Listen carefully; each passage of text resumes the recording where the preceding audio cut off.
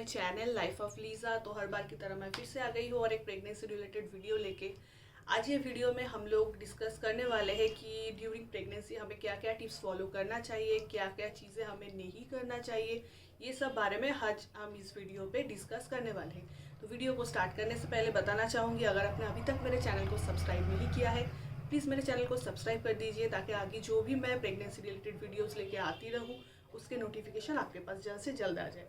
तो चलिए लेट ना करके वीडियो को स्टार्ट करते हैं। तो फर्स्ट ऑफ ऑल मैं ये बताना चाहूँगी कि थ्रू आउट जो प्रेगनेंसी का जर्नी है उसमें जो फर्स्ट ट्रिमिस्टर है एंड जो लास्ट ट्रिमिस्टर है, ये दोनों ट्रिमिस्टर बहुत ही वाइटल है। क्योंकि जो फर्स्ट ट्रिमिस्टर है तब हम लोगों की बॉडी में हार्मोनल चेंजेस बहुत ज़्यादा होता है। बॉडी का अचानक से ये हार्मोनल चेंजेस की वजह से हमें बहुत कुछ सेफ्टी प्रिकॉशन लेना होता है। तो जो फर्स्ट ट्रिमिस्टर है उसमें डॉक्टर ये कहते हैं कि मिसकैरेजेस की चांसेस बहुत ज़्यादा होता है। तो गाइज, अगर आपको पता चल रहा है आपका प्रेगनेंसी रिपोर्ट अगर पॉजिटिव आया है, then please first of all go to the doctor. Doctor आपको फॉलिक एसिड वगैरह देते हैं या आपकी मेडिसिन वगैरह स्टार्ट करते हैं, या फिर अगर आपका कोई भी कॉम्प्लिकेशंस रहा हो, या फिर अगर आपका प्रीवियस कोई भी प्रेगनेंसी कॉम्प्लिकेशन कोई भी प्रॉब्लम रहा हो, तो उसके रिलेटेड डॉक्टर आपको ट्रीटमेंट करते हैं। तो बहुत सारे लोग हैं ऐसे सोचते हैं कि ये तो एक नॉर्मल प्रोसेस है, नेचुरल प्रोसेस है, तो इसमें इतना खर्चा करने की क्या ज़रूरत है, डॉक्टर के पास जाने की क्या ज़रूरत है। लेकिन ट्रस्ट मी गाइज, मेरे केस में भी मुझे प्रॉब्लम हुआ था। तो डॉक्टर ने मुझे बहुत सारा मेडिसिन वगैरह फर्स्ट ट्रिमेस्टर में दिया था, इसीलिए ज़्यादा प्रॉब्लम बाद में नहीं हुआ। तो ये भूल कभी भी मत करना। अगर आपको जब भी पता चल रहा है that you are expecting, please go to a good doctor. First trimester में हमें बहुत कुछ चीज़ें ध्यान में रखना होता है, जैसे कि हमें बहुत ज़्यादा भारी सामान नहीं उठाना चाहिए, या फिर मुझे जैसे डॉक्टर ने बताया था कि मुझे बहुत ज़्यादा स्टेयर्स नहीं चढ़ना चाहिए था। मुझे लिफ्ट से मेरा आना जाना जो था वो ही मैं करती थी, क्योंकि ये बॉडी पैरामीटर के ऊपर मैन टू मैन वेरी करता है। मेरे केस में मुझे थोड़ा बहुत कॉम्प्लिकेशंस वगैरह था, क्योंकि मुझे थायराइड था, मुझे पीसीओडी था, जिसके बारे में मैंने बहुत सारा डिस्कस किया है मेरे प्रीवियस वीडियोज़ पे। तो इन दैट केस मुझे थोड़ा ज़्यादा कॉम्प्लिकेशन, मुझे प्रेगनेंसी में थोड़ा ज़्यादा कॉम्प्लिकेशन की वजह से मेरा जो सेफ्टी, मेरा जो प्रिकॉशंस था, मुझे थोड़ा ज़्यादा लेना होता था। तो इन दैट केस अगर आपको भी मेरी तरह कुछ प्रॉब्लम है या फिर प्रीवियस कुछ भी हिस्ट्री है, तो फिर डॉक्टर आपको बता देंगे कि आपको क्या क्या मेंटेन करना चाहिए, क्या क्या मेंटेन नहीं करना चाहिए। अब आती है खाने की बारी। अगर मैं खाने की बात करूँ तो मुझे फर्स्ट में ही डॉक्टर ने मना किया था पाइनएप्पल और पपाया खाने में।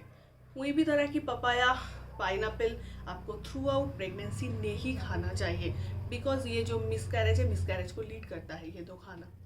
अगर आप अल्कोहल लेते हो तो फिर ये टाइम पे आपको अल्कोहल लेना बंद करना चाहिए। अगर आपकी स्मोकिंग की हैबिट है तो स्मोकिंग भी आपको बंद करना चाहिए। Active smoking and passive smoking दोनों ही आपके बेबी के लिए बहुत ही खतरनाक साबित हो सकता है। कैफीन अगर आप लेते हो, मतलब अगर आप कॉफ़ी वगैरह खाते हो या फिर डार्क चॉकलेट वगैरह लेते हो, तो उसमें भी आपको थोड़ा बहुत कम तो करना होगा। क्योंकि एज़ पर माई डॉक्टर, मेरे डॉक्टर ने मुझे जो डाइट चार्ट दिया था उसमें ये प्रॉपरली मेंशन था, पर डे 200 mg के ऊपर आप कैफीन इंटेक नहीं ले सकते हो। तो इन दैट केस अगर आपको कॉफ़ी या फिर डार्क चॉकलेट ये सब खाने की बहुत ज़्यादा शौक है, please consult with your doctor. आपके डॉक्टर आपको बता देंगे कि आपको कितने अमाउंट तक का कॉफ़ी या फिर कैफीन टाइप का जो भी खाना है वो आपके लिए अलाउड है। बहुत ज़्यादा स्पाइसी फूड, जंक फूड, बाहर का जो भी खाना है ये टाइम पे मत खाया करो, तो वही अच्छा है। क्योंकि नॉर्मली मेरा जो हैबिट था, मैं भी नॉर्मल वो शाम के टाइम पे थोड़ा बहुत बाहर का खाना ज़्यादा प्रेफर करती थी। लेकिन through out my pregnancy journey as per my doctor, मैंने बाहर का खाना बिल्कुल भी नहीं खाया। घर का ही मोस्टली खाना, बहुत ही कम तेल में कुक हुआ हुआ खाना ही मैं बहुत ज़्यादातर लेती थी। क्योंकि क्या होता है, बहुत दिन जाता है, जैसे कि थर्ड ट्रिमेस्टर में आके आपको एसिडिटी का बहुत ज़्यादा प्रॉब्लम होता है। तो अगर आप बाहर का खाना बहुत ज़्यादा खाते हो तो उसमें आपका जो एसिडिटी है या फिर गैस्ट्रिक है उसका भी चांसेस और भी बढ़ जाता है। तो उसमें आपको और अपने बेबी को ही तकलीफ होने वाली है। 5-6 मंथ के बाद से आपको ये ध्यान में रखना है कि आपको जब रात में या फिर कभी भी आप सोते हो तो आपको राइट हैंड साइड करके या फिर लेफ्ट हैंड साइड करके सोना है। ऐसे ऊपर मुंह करके आपको सोना नहीं है। वैसे मैं तो नॉर्मल टाइम पे ऊपर साइड होके ही सोती थी, या फिर पेट के ऊपर पर्दे के मैं सोती थी, लेकिन ये टाइम पे ये बात अच्छी नहीं होती है। आपको राइट हैंड साइड पे या फिर लेफ्ट हैंड साइड पे सोना है। ड्यूरिंग फर्स्ट ट्रिमिस्टर आपको मॉर्निंग सिकनेस, नोजिया, वोमिटिंग का बहुत ज़्यादा टेंडेंसी रहता है। फर्स्ट ट्रिमिस्टर से लेकर थर्ड ट्रिमिस्टर तक मुझे नोजिया, वोमिटिंग का बहुत ज़्यादा प्रॉब्लम रहा है। तो अगर आपको थोड़ा बहुत प्रॉब्लम रहा है तो इन दैट केस आप थोड़ा बहुत घरेलू टिप्स भी ट्राई कर सकते हो, जैसे अदरक, जिंजर, ये टाइम पे खाना बहुत अच्छा है। उसमें आपका जो नोजिया का टेंडेंसी है वो चला जाता है। लेकिन मेरे केस में क्या हुआ था, मुझे इतना ज़्यादा वोमिटिंग का टेंडेंसी था, मैंने डॉक्टर के साथ कंसल्ट किया। डॉक्टर ने मुझे उसके लिए मेडिसिन प्रिस्क्राइब किया था, क्योंकि अगर आप मेडिसिन नहीं लोगे बहुत ज़्यादा टाइम तक, अगर आपको वोमिटिंग रहा हो, आपको कुछ भी खाने का मन नहीं कर रहा हो, तो इन दैट केस आपको खाने पीने में प्रॉब्लम हो सकता है। उसके लिए आपका जो वेट है उसमें भी प्रॉब्लम हो सकता है, क्योंकि ये टाइम पे बहुत ज़्यादा वेट गेन करना भी अच्छी बात नहीं है। अगर आपका वेट बहुत ज़्यादा लूज़ हो गया तो वो भी ये टाइम पे अच्छा नहीं होता है। ड्यूरिंग प्रेगनेंसी आपको खाना खाना चाहिए थोड़े टाइम के बाद मील लेते रहना चाहिए आपको 2 या ढाई घंटे के बाद। जैसे मेरे डॉक्टर ने मुझे बताया था, मैं नॉर्मल टाइम पे तो 3 या 4 घंटे के गैप में खाना खाती थी, तो उससे ये टाइम पे बहुत ज़्यादा गैस या फिर एसिडिटी का प्रॉब्लम हो सकता है।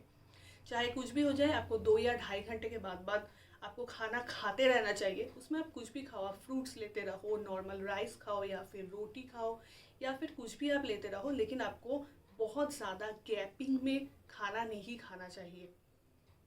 स्टार्टिंग से ही आपका फॉलिक एसिड चालू हो जाता है। जब से आपको पता चलता है दैट यू आर एक्सपेक्टिंग, तब से ही डॉक्टर आपको फॉलिक एसिड देना चालू करते हैं। उसके बाद से नॉर्मली सेकेंड ट्रिमेस्टर से आपका आयरन या फिर कैल्शियम टैबलेट ये सब भी चालू हो जाता है। तो गाइज, डॉक्टर आपको जो जो मेडिसिन प्रेस्क्राइब कर रहा है, प्लीज़ वो सब मेडिसिन आप लिया करो, क्योंकि अगर आप मेडिसिन में कुछ भी गलती हो जाता है या फिर आप मेडिसिन नहीं लेते हो तो उसमें आपको और अपनी बेबी को भी बहुत प्रॉब्लम क्रिएट हो सकता है। थर्ड ट्रिमेस्टर की स्टार्टिंग से आपका जो भी बेली है उसमें स्ट्रेच मार्क आना शुरू हो जाता है। उसमें थोड़ा इचिंग सेंसेशन आपको हो सकता है बहुत ज़्यादा। तो इन दैट केस अभी मार्केट में बहुत सारा ऐसे स्ट्रेच मार्क को हटाने जैसी क्रीम आ गया है, या फिर आप अपने डॉक्टर के साथ भी कंसल्ट कर सकते हो। एवरीडे मुझे, जैसे मेरे डॉक्टर ने मुझे बताया है, कुछ भी क्रीम, जैसे कि आप निविया बॉडी लोशन ले सकते हो या फिर आप क्योकर्पिन बॉडी ऑयल, जैक ऑलिव ऑयल, कुछ भी क्रीम आपको डेली 2 टाइम्स यूज़ करना है। एक है नहाने के बाद और एक है आपको रात पे सोते जाने के पहले। ये 2 टाइम्स आपको कोई भी एक क्रीम आपके बेली में लगाना है, क्योंकि अगर स्ट्रेच मार्क आपका बहुत ज़्यादा बढ़ गया तो उसमें इचिंग सेंसेशन बहुत ज़्यादा हो जाता है। किसी किसी के केस में थर्ड ट्रिमेस्टर की लास्ट एंड पे अगर आप जब यूरिन पास करने जाते हो तो उसमें बहुत ज़्यादा इचिंग प्रॉब्लम होता है, बर्निंग प्रॉब्लम होता है। In that case you should consult your doctor as soon as possible. और गाइज, और एक बात जो कि बहुत इंपॉर्टेंट है वो मैं बताना चाहूँगी, ये टाइम पे सेल्फ मेडिकेशन मत लीजिए। मतलब खुद से आप कोई भी मेडिसिन मत लिया करो। जैसे कि हम लोग नॉर्मल टाइम पे लेते हैं, मुझे सर्दी हुआ है तो ये मेडिसिन, मुझे पेट में प्रॉब्लम हुआ है तो ये मेडिसिन मैं लेती हूँ। ये टाइम पे सेल्फ मेडिकेशन बिल्कुल भी नहीं करना चाहिए। डॉक्टर आपको जो जो मेडिसिन सजेस्ट कर रहा है वही आपको लेना चाहिए। कुछ भी आपको प्रॉब्लम हो रहा है तो प्लीज़ आप अपने डॉक्टर के साथ, आप अपने गायनोकोलॉजिस्ट के साथ अपॉइंटमेंट फिक्स करो, उनसे सजेशन लो कि आपको क्या मेडिसिन लेना है। खुद से कोई भी मेडिकेशन मत किया करो। फर्स्ट ट्रिमेस्टर और जो लास्ट ट्रिमेस्टर होता है, ये दोनों बहुत ही वाइटल टाइम होता है। तो ये टाइम पे, जैसे मेरे डॉक्टर ने मुझे बताया था कि बहुत ज़्यादा मुझे कहीं दूर पे ट्रैवल करना या फिर बहुत ज़्यादा भाग दौड़ करना मेरे लिए अलाउड नहीं था।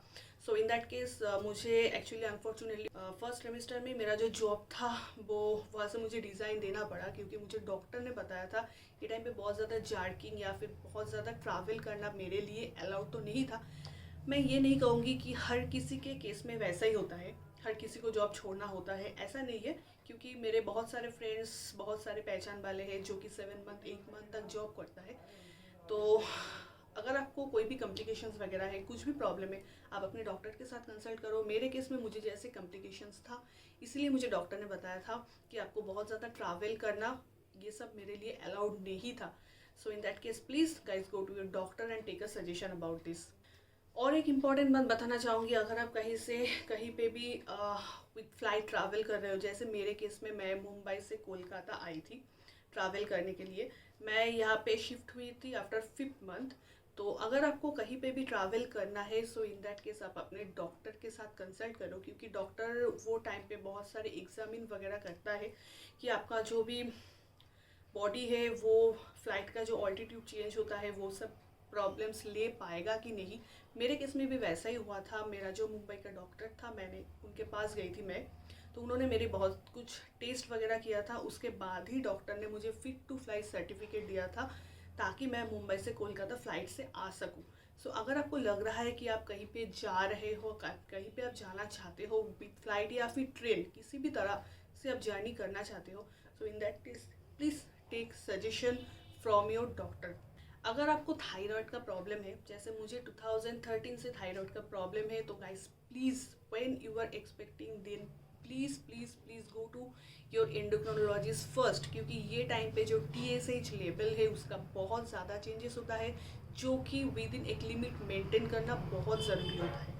मेरे केस में आफ्टर 6 मंथ मेरा जो TSH लेवल है वो बहुत ज़्यादा बढ़ गया, तो इसीलिए मेरा जो भी थायरॉक्सिन का लेवल था वो डॉक्टर ने चेंज किया हुआ था। इन दैट केस मुझे एवरी मंथ डॉक्टर के पास जाना होता था।